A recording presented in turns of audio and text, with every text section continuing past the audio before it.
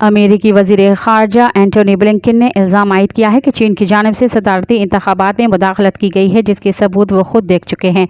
गैर मुल्की मीडिया के मुताबिक अमेरिकी वज़ीर ख़ारजा एंटोनी ब्लिंकन का अपने 3 रोज़ा दौरा चीन के हवाले से गुफ्तगू करते हुए कहना था कि उन्होंने चीनी वज़ीर ख़ारजा वांग यी और चीनी सदर शी जिनपिंग दोनों को ये पैगाम पहुंचाया कि अमेरिकी सदर जो बाइडेन इंतज़ामिया के रूस की दिफाई सनत के लिए चीनी हिमायत पर तशवीश है और अगर ये हिमायत जारी रही तो अमेरिकी पाबंदियाँ आयद कर देगा। उन्होंने कहा कि चीनी मुज़ाकरातकारों ने इस बात को कबूल नहीं किया तो रूस की हिमायत ने यूक्रेन की जंग पर किरदार अदा किया। ब्लिंकन ने कहा कि चीनी फरीक ने इस हिमायत को रूस के साथ तिजारत करार दिया और दिफा किया कि मास्को की कामयाबी इस पर मुनहसर नहीं है। ब्लिंकन के मुताबिक अमेरिका में आइंदा सदारती इंतखाबात में चीन मुदाखलत करके असरअंदाज होने की कोशिश कर रहा है।